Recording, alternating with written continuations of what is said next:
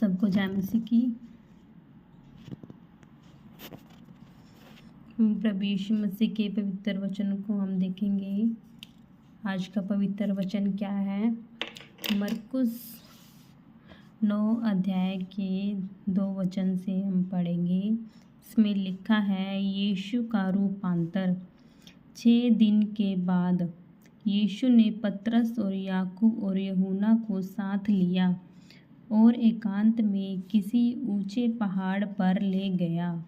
वहाँ उनके सामने उसका रूप बदल गया और उसका वस्त्र ऐसा चमकने लगा और यहाँ तक उज्ज्वल हुआ कि पृथ्वी पर कोई धोबी भी वैसा उज्ज्वल नहीं कर सकता। आमीन। आपको अगर प्रभु यीशु मसीह के वचन पर विश्वास हो तो इस वचन को आप पूरा जरूर सुने और प्रभु यीशु मसीह के वचनों को सुनते सुनते आप हर रोगों से, दुख तकलीफ़ों से छुटकारा पाएं। वचन पर विश्वास हो तो आमीन जरूर लिखें। आगे लिखा है, और उन्हें मूसा के साथ एलिया दिखाई दिया। वे यीशु के साथ बातें करते थे। इस पर पतरस ने यीशु से कहा, हे रब्बी, हमारा यहाँ रहना अच्छा है।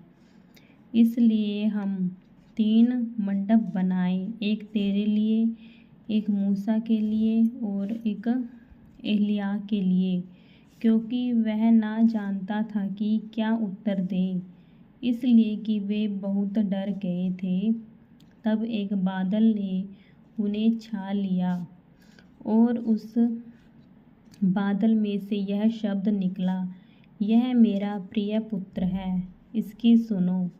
तब उन्होंने एकाएक चारों ओर दृष्टि की और यीशु को छोड़ अपने साथ और किसी को ना देखा। पहाड़ से उतरते समय उसने उन्हें आज्ञा दी कि जब तक मनुष्य का पुत्र मरे हुओं में से जी ना उठे, तब तक जो कुछ तुमने देखा है वह किसी से ना कहना। उन्होंने इस बात को स्मरण रखा और आपस में वाद विवाद करने लगे, मरे हुओं में से जी उठने का क्या अर्थ है? और उन्होंने उससे पूछा, शास्त्री क्यों कहते हैं कि एलिय्याह का पहले आना अवश्य है? उसने उन्हें उत्तर दिया, एलिय्याह सचमुच पहले आकर सब कुछ सुधारेगा, परंतु मनुष्य के पुत्र के विषय में यह क्यों लिखा है कि वह बहुत दुख उठाएगा और तुच्छ गिना जाएगा। परंतु मैं तुमसे कहता हूँ कि एलिय्याह तो आ चुका है और जैसा उसके विषय में लिखा है, उन्होंने जो कुछ चाहा उसके साथ किया। आमीन। प्रभु यीशु मसीह इस वचन के द्वारा आपको ब्लेस करे। प्रभु यीशु मसीह आपको आशीष दे और प्रभु यीशु मसीह आपके जीवन में बहुत सारी आशीष लेकर आए। God bless you. आइए आगे लिखा इसमें, मत्ती 17 अध्याय से यीशु के रूपांतर में। 6 दिन के बाद यीशु ने पतरस और याकूब और उसके भाई यूहन्ना को साथ लिया और उन्हें एकांत में किसी ऊंचे पहाड़ पर ले गया। वहाँ उनके सामने उसका रूपांतर हुआ।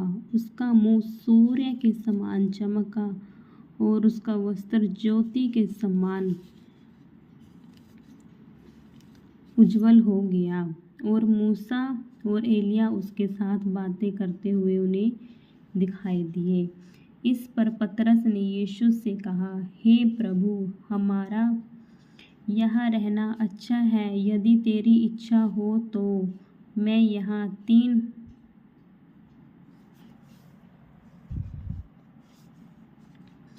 3 मंडप बनाऊं, एक तेरे लिए, एक मूसा के लिए और एक एलिय्याह के लिए। वह बोल ही रहा था कि उज्ज्वल बदल ने उन्हें छा लिया।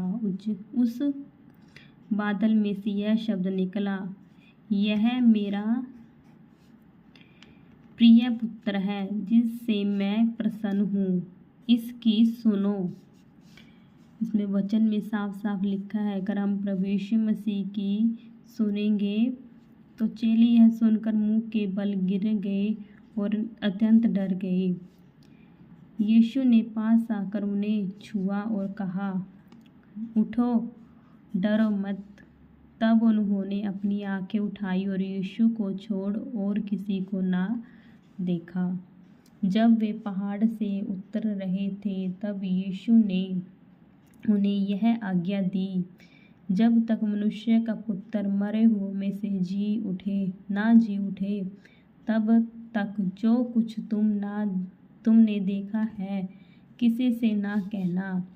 इस पर उसके चेलों ने उससे पूछा, फिर शास्त्री क्यों कहते हैं कि एलिय्याह का पहले आना अवश्य है? उसने उत्तर दिया, एलिय्याह अवश्य आएगा और सब कुछ सुधारेगा, परंतु मैं तुमसे कहता हूँ एलिय्याह आ चुका है और लोगों ने उसे नहीं पहचाना, परंतु जैसा चाहा वैसा ही उसके साथ किया। इसी रीति से मनुष्य का पुत्र भी उसके साथ उनके हाथ से दुख उठाएगा।